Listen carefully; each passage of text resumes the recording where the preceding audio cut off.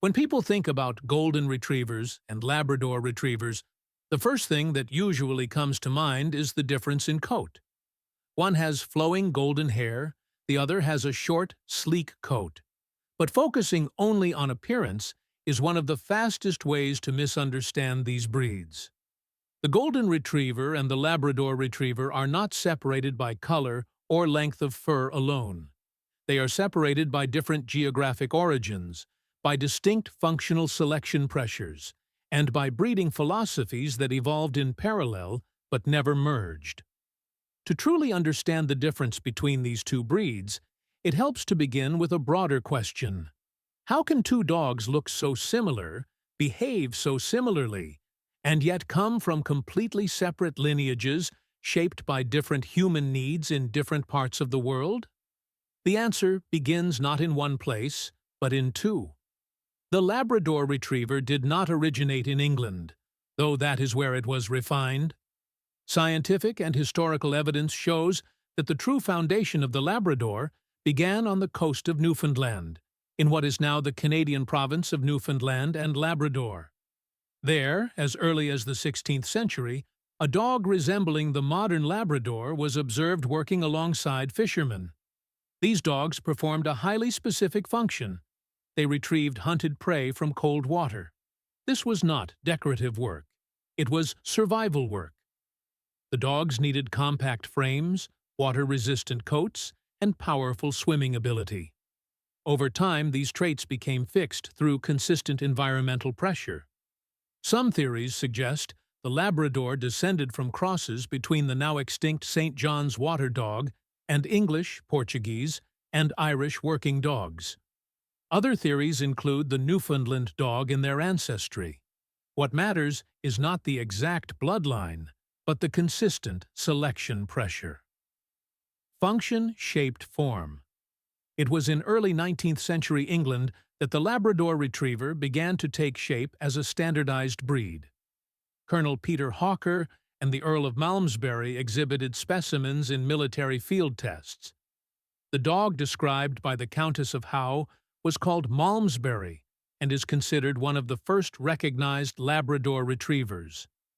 In 1916, the Labrador Retriever Club was founded. In 1925, the Yellow Labrador Club followed.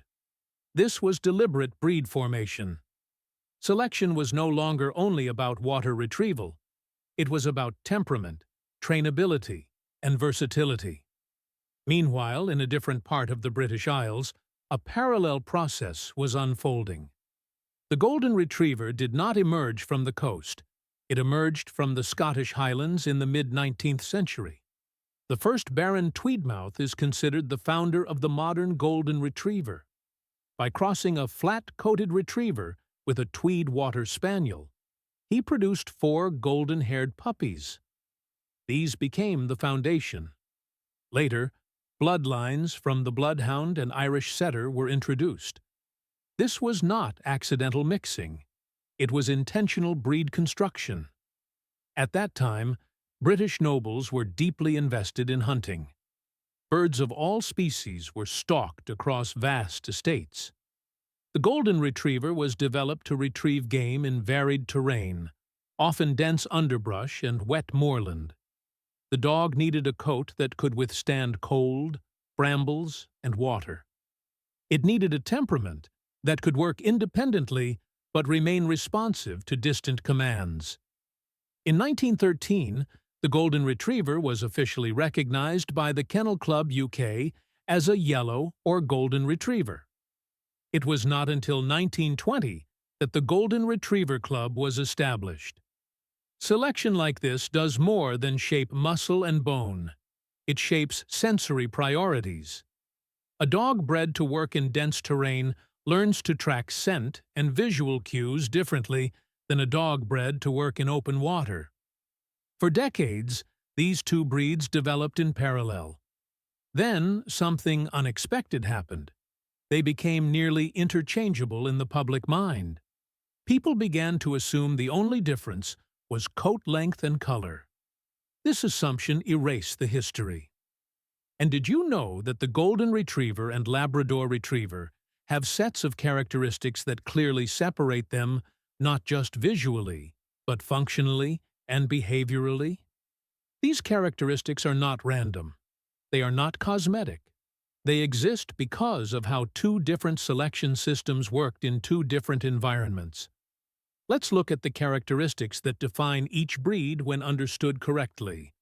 You may recognize some of them. Others are often misunderstood. The first characteristic is size and proportion. The Labrador Retriever is a medium-large dog with a harmonious, well-proportioned appearance. Males measure between 56 and 57 centimeters at the withers. Females measure between 54 and 56 centimeters. The body is strong, compact, and built for powerful swimming strokes. The Golden Retriever is also medium-large, but with slightly different proportions. Males measure between 56 and 61 centimeters. Females measure between 51 and 56 centimeters. The body is muscular but slightly longer in frame, built for endurance across uneven ground rather than explosive water work. The second characteristic is the coat itself. The Labrador's coat is short, hard, dense, and without waves or fringes. It has a water-resistant undercoat designed to shed water quickly after immersion. This is a coat built for repeated water entry and exit. The Golden Retriever's coat can be smooth or wavy, but it is always fringed.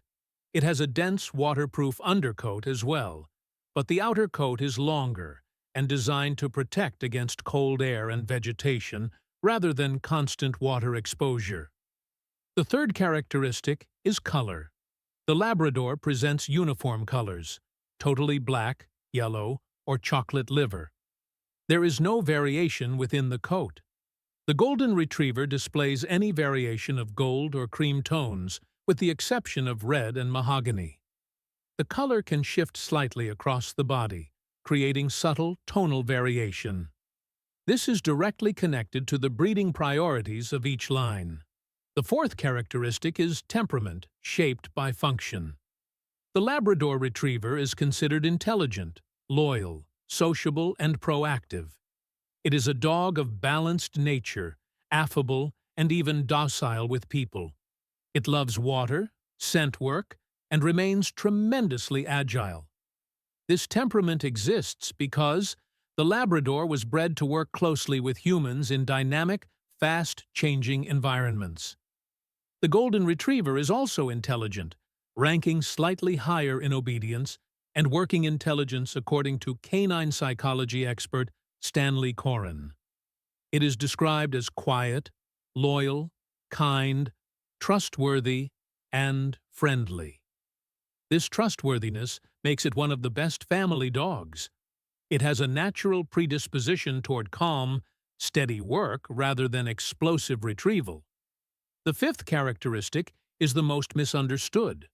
Both breeds are highly trainable, but they process information differently. The Labrador tends to respond with enthusiasm and immediacy. It is a dog built for quick decision-making in water. The Golden Retriever tends to respond with thoughtfulness and consistency. It is a dog built for patient tracking and steady retrieval across distance. These 5 characteristics exist for the same reason. They are different expressions of 2 separate selection systems working in 2 different environments. And when environment shapes selection, it also shapes behavior. This helps explain why Labradors are often described as energetic and outgoing, while Golden Retrievers are often described as gentle and steady. The difference is not personality, it is adaptation. That difference is frequently misunderstood, and if we could hear the words of a Golden Retriever, it would probably sound something like this. I was bred to work steadily across long distances. I don't rush because I was built for endurance, not speed.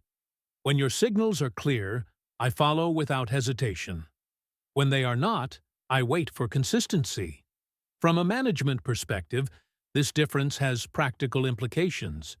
Labradors tend to thrive in environments with high activity and frequent interaction. They respond well to dynamic training and varied tasks, Golden Retrievers tend to respond best to calm routines and predictable structure.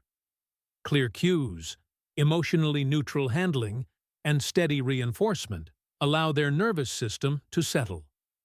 What some people label as slowness in a Golden Retriever is often patience. What looks like hyperactivity in a Labrador is often readiness. In family environments, this may appear as the Labrador seeking constant engagement, while the Golden Retriever observes quietly before acting. In training, it may look like the Labrador learning commands faster, but the Golden Retriever retaining them longer. In daily handling, it often shows as different processing speeds, not different intelligence levels. When understood correctly, these differences become strengths. The Golden Retriever and Labrador Retriever today are versatile dogs, not because of appearance, but because of adaptability shaped by geography, function, and history. Understanding these breeds does not require myth or romanticism. It requires attention, knowledge, and respect for how environment and human selection shape behavior. If this video helped you understand the difference between Golden Retrievers and Labrador Retrievers more deeply, consider subscribing to the channel. Supporting thoughtful content helps this knowledge reach others. If you found value here, liking the video helps it reach people who care about dogs as partners, not accessories. And if you know someone who loves these breeds or works with intelligent, sensitive dogs, share this video with them.